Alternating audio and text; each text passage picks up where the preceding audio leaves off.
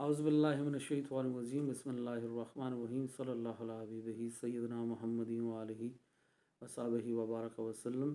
یا اللہ اپنے صفت نور اور صفت علیم سے مدد فرما۔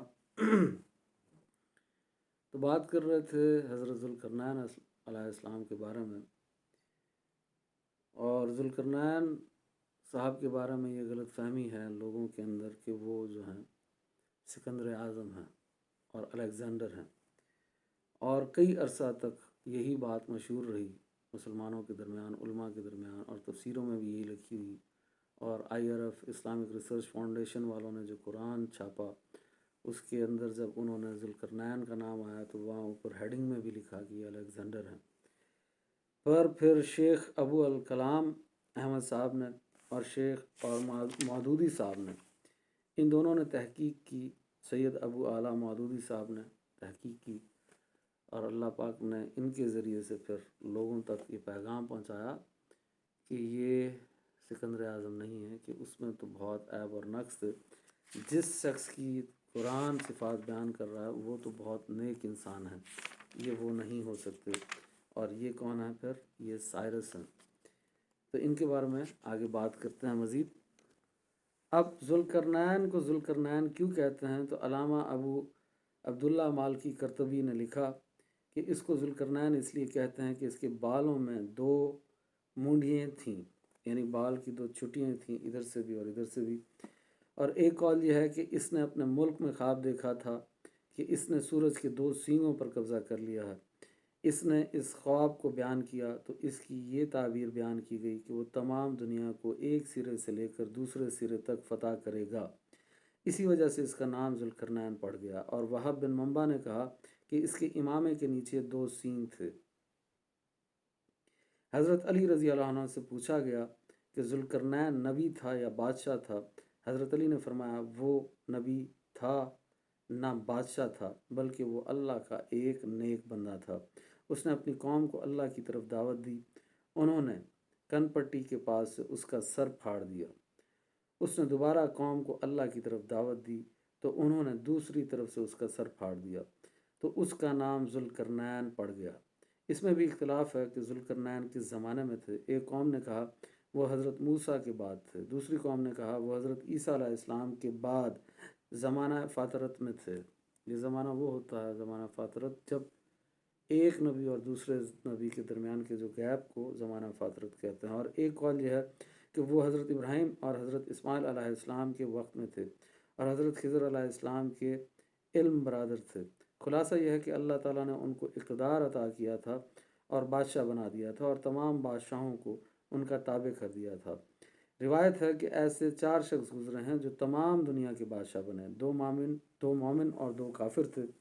جو 2 مومن تھے وہ حضرت سلمان بن داؤد اور سکندر یعنی ذوالقرنین تھے۔ میں یہ آپ سے عرض کر رہا ہوں کہ پہلے بھی بات غلط فہمی رہی ہے کہ یہ سکندر ہیں، سکندر اعظم ہیں جو ذوالقرنین ہیں، جبکہ یہ بات درست نہیں ہے۔ اور جو 2 کافر تھے وہ نمرود اور بختنصر تھے، اور 5ویں شخص اس امت سے ہوں گے جو حضرت مہدی ہوں گے۔ امام قرطبی کا یہ کہنا صحیح نہیں ہے کہ یہ آدمی ساری دنیا کے بادشاہ تھے۔ سکندر کو جو ذوالقرنین کہا گیا ہے، اس کی وجہ یہ ہے کہ ان کے ماں اور باپ دونوں بہت نیک اور شریف تھے، اور یہ کریم الطرفین تھے۔ ایک قول یہ ہے کہ ان کی زندگی میں 2 قرن یعنی 2 صدیاں گزر گئیں، اس لیے ان کو ذوالقرنین کہا جاتا ہے۔ اور یہ بھی کہا گیا ہے کہ جب یہ قتال کرتے تو دونوں ہاتھوں اور دونوں رکابوں سے قتال کرتے تھے۔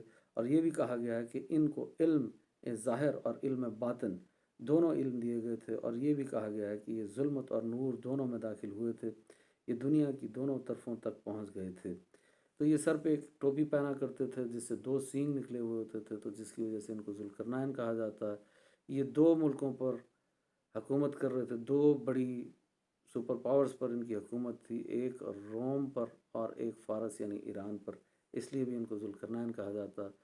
اور قرن کا لفظ جب قرآن میں بولا جاتا ہے تو اس کا مطلب ہوتا ہے زمانہ، تو قرنین کا مطلب ہو گیا کہ 2 زمانوں والا۔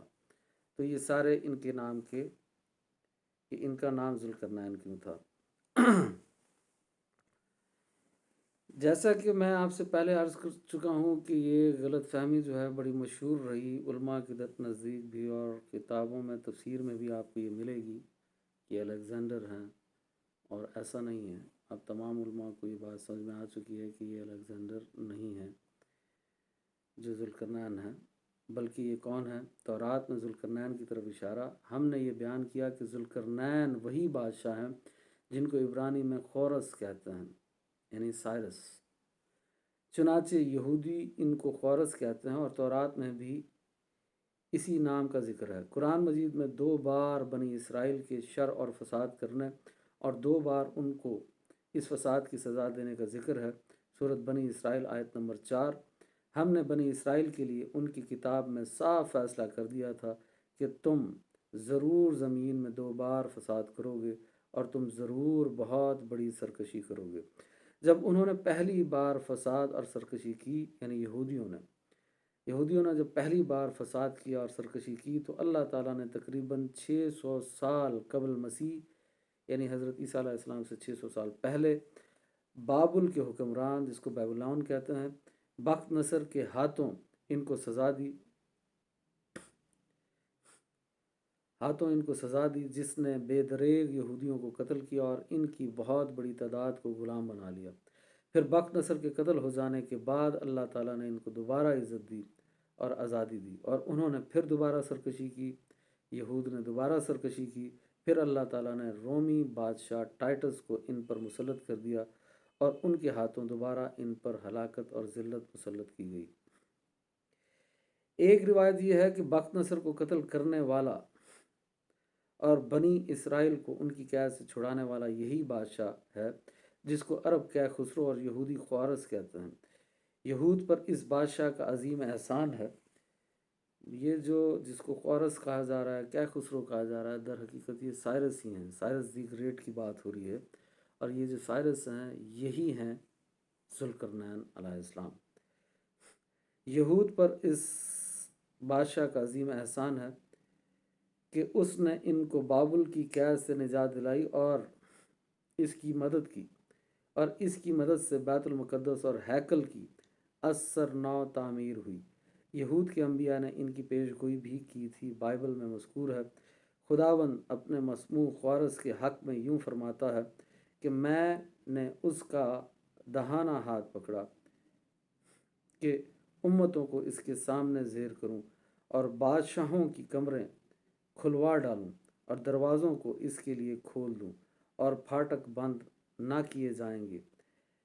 میں تیرے آگے آگے چلوں گا اور نہ ہموار جگہوں کو ہموار بنا دوں گا۔ میں پیتل کے دروازوں کو ٹکڑے ٹکڑے کروں گا اور لوہے کے کو کاٹ ڈالوں گا، اور میں ظلمت کے خزانے اور پوشیدہ مکانوں کے دفینے تجھے دوں گا، تاکہ تو جانے کہ میں خداوند اسرائیل کا خدا ہوں جس نے تجھے نام لے کر بلایا ہے۔ یہ کتاب مقدس پرانا عہد نامہ ہے، اس میں یہ بات لکھی ہوئی ہے۔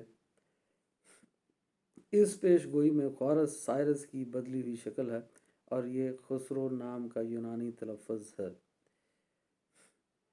اس طرح تورات میں دانیال نبی کا ایک اور خواب بھی ذکر کیا گیا، اور اس میں بھی ایسی بات ہو رہی ہے۔ تو بہرحال مختصر بات یہی ہے کہ اللہ پاک نے فرمایا کہ ذوالقرنین کو بھیجا، تو اس میں تحقیق کے ذوالقرنین نام کی وجہ کیا تھی وہ میں نے آپ سے عرض کر دی، اور ذوالقرنین اصل میں کون ہیں وہ بھی میں نے آپ سے عرض کر دیا کہ یہ سائرس ہیں۔